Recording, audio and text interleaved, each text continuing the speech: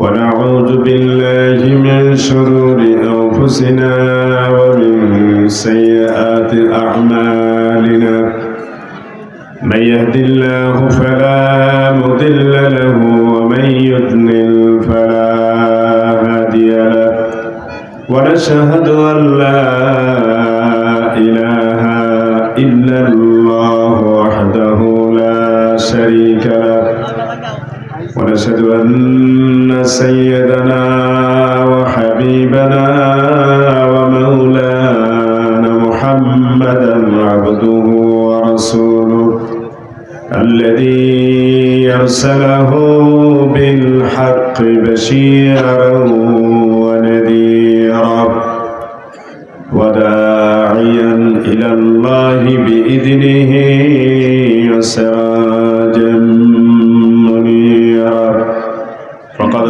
قال الله تعالى في كلامه المجيد وفرقانه الحميد أعوذ بالله من الشيطان الرجيم بسم الله الرحمن الرحيم يا أيها الذين آمنوا ادخلوا في السلم كافة ولا تتبعوا خطوات الشيطان إنه لكم عدو مبين إن الله وملائكته يصلون على النبي يا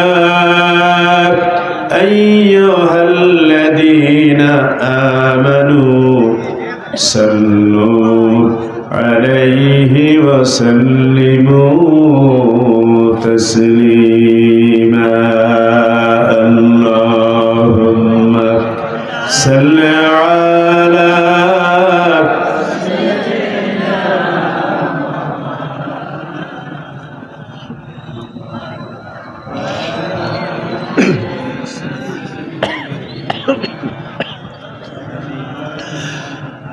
একটু সামনে যদি এই ফাঁকা জায়গাগুলো পূরণ করে বসা যায় সুন্দর দেখাবে। একটু সামনে আগে আসেন, সবাই একটু সামনে আগে আসেন।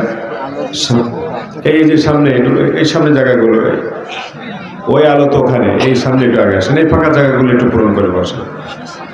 এ দেখতেও খারাপ লাগছে না, একটু নড়াচড়া করো। অনেক সময় বসছেন, আমি দেখতে পাচ্ছি আপনারা তো এসার পরের থেকে বসে আছেন, প্রায় 2 ঘন্টা হয়ে গেল। আসেন দ্রুত, আমার হাতে সময় মাত্র 15 মিনিট কথা বলার সুযোগ পাবো। একটু দ্রুত দ্রুত আসেন ভাই। এই যে আবার সামনে বেঁকে হয়ে গেল কি, এখানে কি পোকা?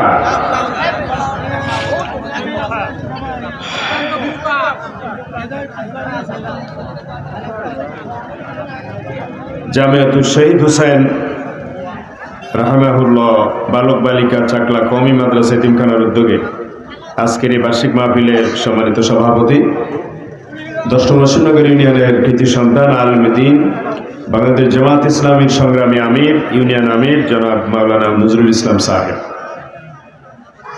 অন্যান্য আলোচকবৃন্দ, বিশেষ অতিথিবৃন্দ, আজকের মাহফিলের প্রধান আলোচক, এতক্ষণ যিনি আলোচনা করলেন মনিরামপুরে গণমানুষের কৃতি সন্তান, প্রখ্যাত আইনজীবী, বিশিষ্ট ইসলামী চিন্তাবিদ অ্যাডভোকেট গাজী নামুল হক সাহেব, সুপ্রিম কোর্ট ঢাকা, প্রধান অতিথি হিসেবে উপস্থিত ছিলেন এবং আলোচনা করেছেন প্রখ্যাত ইসলামী চিন্তাবিদ, বিশিষ্ট শিক্ষাবিদ, যশোর জেলার সংগ্রামী ভারপ্রাপ্ত আমির হযরত মাওলানা আব্দুল আজিজ সাহেব মাদাজুল আলী, অন্যান্য অতিথিবৃন্দ, সুধীবৃন্দ, আমার সামনে বসা প্রিয় চাকলাবাসী সহ মসজিদনগর ইউনিয়নবাসী, আশপাশের গ্রাম থেকে, এমনকি পার্শ্ববর্তী আমাদের করোনা থানা থেকেও যারা এসেছেন, সবাইকে জানাই আবার আন্তরিক সালাম। আসসালামু আলাইকুম ওয়া রাহমাতুল্লাহি ওয়া বারাকাতুহু।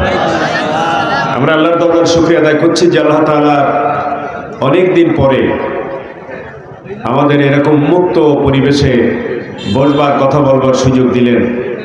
এজন্যে মন খুলে, হৃদয় খুলে, কলিজা উজাড় করে ওই কুল কায়নাতের মালিক, বিশ্বজাহানের প্রতিপালক আল্লাহ সুবহানাহু ওয়া তাআলার আলিশান দরবারে আমরা শুকর এবং সুজুদ পেশ করি। সবাই বলি আলহামদুলিল্লাহ।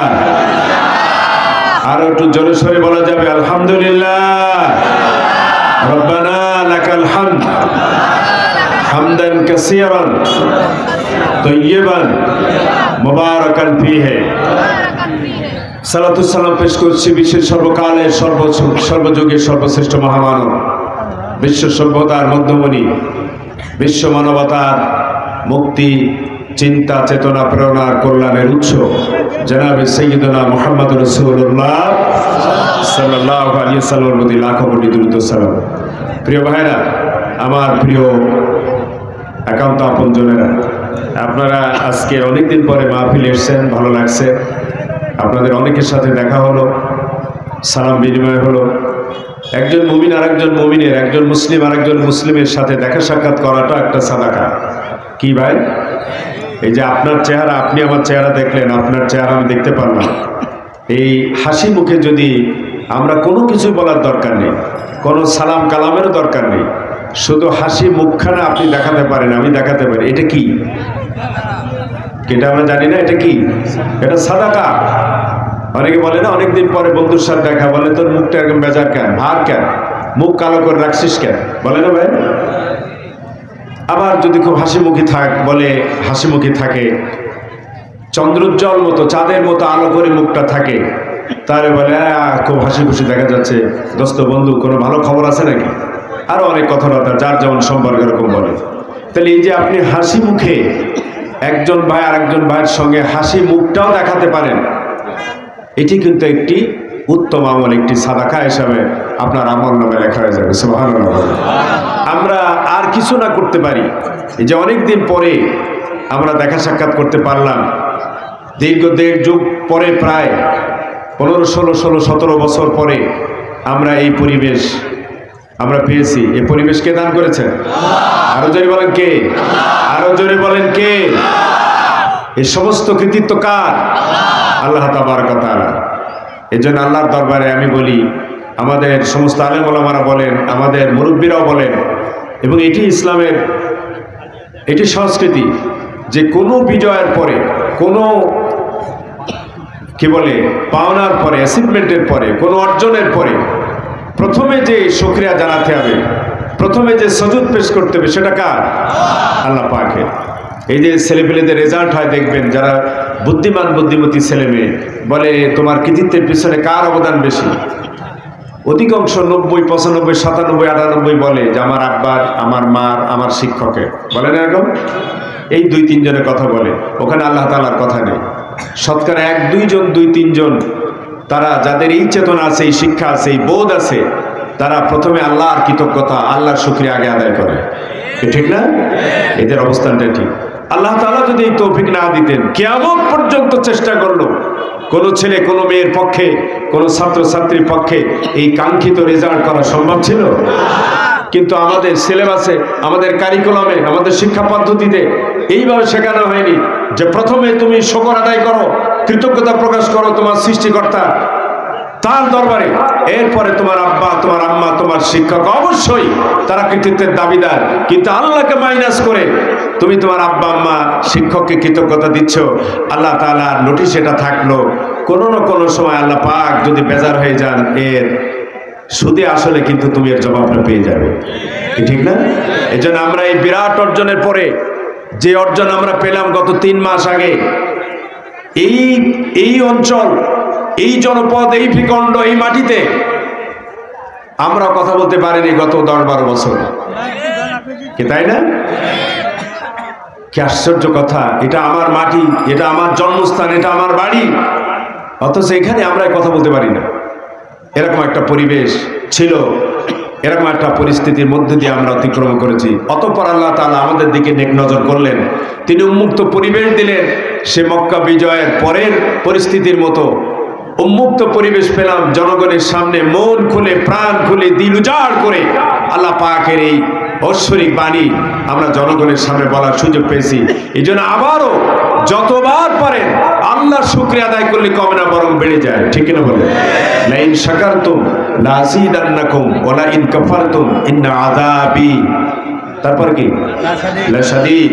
আল্লাহ তাআলা বলছেন যে আমার নিয়ামতের যদি তুমি কৃতজ্ঞতা প্রকাশ করো, তুমি যদি শুকর আদায় করো, আমি নিয়ামত বাড়াই দেবো। নিয়ামত বাড়াই দেওয়ার মালিক কে? আর যদি এটা না করো তাহলে আমার আযাব বড় কঠিন, বড় ভয়ঙ্কর আযাব তোমাদের জন্য অপেক্ষা করছে। সব কিছুর মালিক আমি, আমার নিয়ামতের শুকরিয়া আদায় করবেন। এখন অমুক বলে আমি বড় নেতা, অমুক বলে আমি সব করেছি, তমুকরা বলে আমাদের এত অবদান, এইসব নানান রকম ভাগে বিভাজিত হচ্ছে। আল্লাহ তাআলা আরশে আজিম থেকে দেখছেন, দাঁড়াও, এইভাবে যদি তোমরা ভাগ করতে থাকো আর আমাকে যদি মাইনাস করতে থাকো, আবার ওই আপারে বলে আমি আবার ফিরে আনতে পারি। কি ঠিক না? তোমরা যদি নিজেরা গ্যাঞ্জাম পাকাতে থাকো তাহলে এই পরিস্থিতি আবার ঘোরায় আনার ক্ষমতা কার আছে? যারা বলেন কার আছে? আমি একটু আকড় বাকড় করে সময় পার করতেছি, কারণ হলো এ দেখেন এখানে মেহমান তো আমাদের গাজী সাহেব চলে গেলেন, সারা দেশে তিনি প্রোগ্রাম করেন, তিনি অত্যন্ত উঁচু মানের একজন আলোচক, একজন ইংরেজি শিক্ষিত মানুষ। দেখেন কথাগুলো বললো, একটা আলেম ফেল, কি তাই না? তো বাংলাদেশ জামাত ইসলামী, ইসলামী আন্দোলনের বাংলাদেশে বৃহত্তর প্ল্যাটফর্ম সংগঠন এই ধরনের লোক তৈরি করে। সুবহানাল্লাহ বলবো না? একজন ইংরেজি শিক্ষিত লোক কোরআনের উপরে, হাদিসের উপরে কি পরিমাণ দখল থাকলে এইভাবে কথা বলা যায়। আরো 2-3 ঘন্টা বলতে বললে ওইভাবে সমান তাকে বলে দিতে পারতেন। আমার ভাইরা, এরপরে আমাদের ওমর আলী ভাই মুরব্বী মানুষ, উনি অপেক্ষায় আছেন, উনি কষ্ট পাচ্ছেন। এসে গেছেন, ওই যে বলতে বলতে এসেই গেছেন।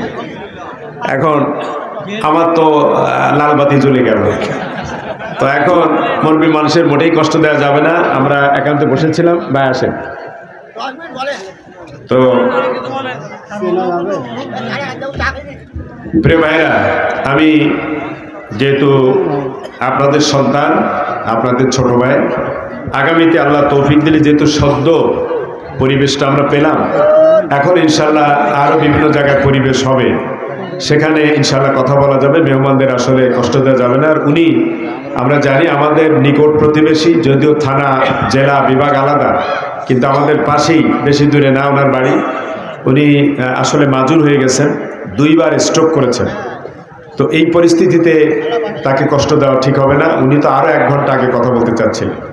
গাজী ভাইয়ের কথা তো শুনেছেন, প্রধান মেহমানও জেলা আমির সাহেব, মুরব্বী মানুষ, মুরব্বী হয়ে গেলে যা হয়, আমরা এখন ওই তালে, ওনার সময় চলে গেল। এখন মাহফিলের এই স্কেলটা যেন নষ্ট না হয়, সেই জন্য আমি ওনাকে অনুরোধ করে বললাম, ভাই আপনি মুরব্বী মানুষ, একটু কষ্ট করে আর কয়েক মিনিট থাকেন, আর আমরা তো বাড়ির ছেলে, 2-5-10 মিনিট কথা বলে আমরা এরপর আবারও সুযোগ নেব ইনশাআল্লাহ। তো আমি আর আপনাদের আজকে আর কষ্ট দেব না, আপনারা এখন মন ভরে কথা শুনবেন। আমাদের অনেক দিনের পরে আমারও সাথে ওনার সাক্ষাৎ হলো। এরপরও প্রধান মেহমান আছেন, কিন্তু প্রধান মেহমানে প্রধান বক্তা আব্দুল্লাহ আল মামুন নিজামী, উনি কিন্তু এরপরে আছেন। আপনারা তার কথাও না শুনে যাবেন না, কি ঠিক তো ভাই? ইনশাল্লাহ অনেকদিন পরে আসছেন, একটু বসেন, আর 1-1.5 ঘন্টা 2 ঘন্টা বসেন, ইনশাল্লাহ বসতে পারবেন। আমি এই পর্যায়ে আপনাদের কাছ থেকে দোয়া চাচ্ছি, যেহেতু প্রধান মেহমান মঞ্চে উঠেছেন, বসায় রেখে আসলে কথা বলা এটা উচিত না, শোভনীয় না। আপনারা নিশ্চয়ই আল্লাহ তাআলা তৌফিক দিলে আমরা আগামীতে আবার দেখা হবে, কথা হবে ইনশাআল্লাহ। আপনারা সে পর্যন্ত আমার জন্য দোয়া করবেন, আপনাদের জন্য প্রাণ করে দোয়া করি। আল্লাহ তাআলা আমাদেরকে জন্য এই ময়দানে বাকি জীবন আমাদেরকে জন্য টিকায় রাখেন। আর একটা দোয়া চাই, আমি নিয়ত করেছি আগামী মাসের প্রথম দিকে একটু উমরায় যাব, জীবনের প্রথমবারের মতো। আপনারা আমার জন্য খাস করে দোয়া করবেন, সে পর্যন্ত যেন আমাকে সুস্থ রাখেন, আল্লাহর ঘর তাওয়াফ করতে পারি, জিয়ারা করতে পারি, আল্লাহ রসুলের রওজার পাশে সারা জীবন পড়েছি, এটার জন্য সালাম দিতে পারি। আল্লাহর জন্য এই তৌফিক আমাকে দান করেন। এই দোয়া